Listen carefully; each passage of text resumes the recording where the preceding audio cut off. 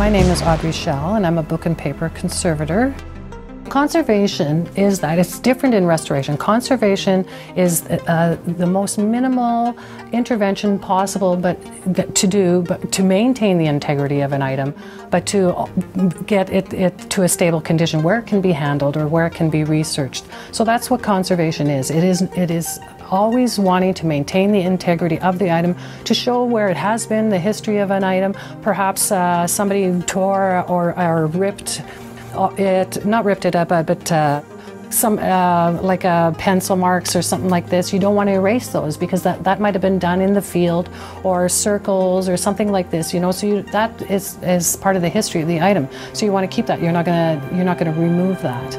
But if it's tape or something that will destroy the item over time, you do have to remove that. So it's as little intervention as possible, but to maintain that integrity. When you see things perhaps like from the war, theater of war, they're well worn, they've been used, they've been opened and closed many times. There could be holes, bullet holes, or tears, or losses of the item. Fragility, very fragile, you know, like because they have been opened and closed so many times, because they've been worn. So you see a lot of that kind of thing with war items, staining, blood or dirt or things like this, you know. I guess what really impresses me, especially about the maps, is the detail. You know, how they were able to figure out this is where the mines are, this is where the barbed wire is, this is where that German trench goes to. The detail, ingenuity. You know, they didn't have the kind of technologies we have today, yet they knew all these things, like just different ways, finding out different ways that we don't even know how they, you know, today we couldn't do things like that perhaps, you know, but they were very, had a lot of ingenuity, I think.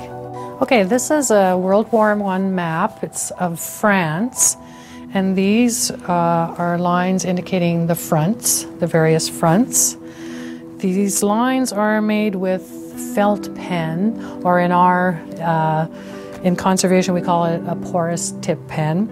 And if this came into contact with any moisture, it would start bleeding. So it's something we have to make sure that when we store it, it's not going to be stored in any kind of area where there is going to be any moisture, which we shouldn't have, or where the humidity is fluctuating. We wouldn't want that. And this map is actually two pieces put together. You can see the line right here where they've glued these two pieces together. And there's some tearing, but there's also staining. I see here we have some ink stain right here. And along the folds, we have folding and wear. And there's always usually tears, and I did discover one. Here's one tear right here. So that would have to be repaired. Here's another ink stain, another one there. We've got some, I think this is dirt, probably dirt, where we can dry clean something like that, and it will diminish. And you will want to dry clean anything before actually repairing, before putting paste or paper, repair paper or tissue on it. Here's another, quite a large stain, but this was probably done while they were working on it, and this might be, you know, integral to the item, actually. And you can see along the crease too that there's staining, very slight discoloration. And that is just because when it's folded, the fold is actually exposed to the light and air, and that's an oxidation kind of staining. I'm going to just show you a small repair. This tear here actually goes along into here, into the image area, but I'm just going to show you how we repair just a simple tear.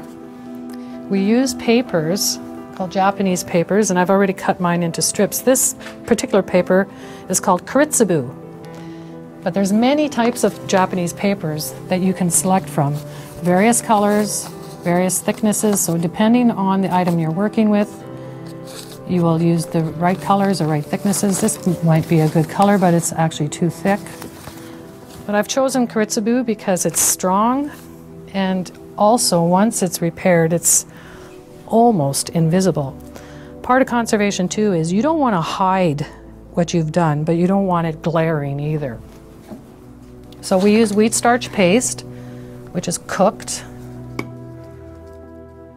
And this paste here is quite dry. You can dilute it with water if you like and make a more thinner paste, but I want to use it thick. I use tweezers all the time because I think my fingers are fat. So I like to coat the tissue, pick it up, bring it over to the tear, lay it down. I've got a folder called a Teflon folder. This is Hollytex. It's a release tissue where, because it's paste and we're going to dry it, this Hollytex will not adhere to the paste and the paper. It'll just come nicely off once it's dry. This is a tacking iron, indispensable in conservation.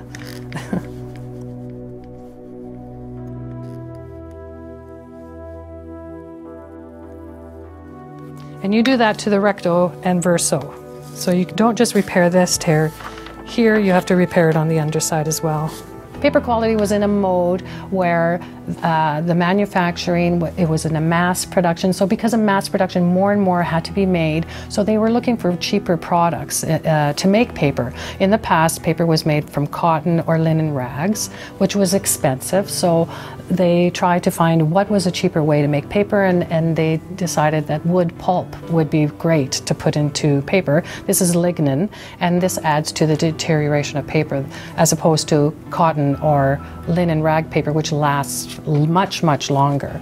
A lot of the resources were going to the war effort more so than to paper manufacturing. Many of the maps were actually a gauze, kind of cotton gauze backing, and I think that was more for to give rigidity and making it more solid, so to speak, so that it could be folded, unfolded, folded, unfolded many, many times. It just gave it more support. Some of the things that you find, like, you never know what you're going to find. A lot of them are diaries or maps and things, people tuck things away, you know. So yeah, you see photographs, perhaps of the individual that, you know, it kind of personalizes it a little bit more, or artwork that you never realized would be there, and somebody with a beautiful hand has drawn gorgeous things, you know. Or even just little things souvenirs that they've had. There's one item that has cigarette papers that some Turkish officer gave to a soldier. I guess he was a prisoner, a Turkish prisoner gave, you know, so little things like that. In a way, it personalizes it and kind of gets you closer, even though, I mean, it's over 100 years, or it's 100 years since World War I, but it kind of brings you closer to that, you know, a humanity kind of aspect, you know. It definitely is an honor to work on these items, for sure. And I guess in the back of your mind, you have a kind of thing saying you have a role to play in the history of that item.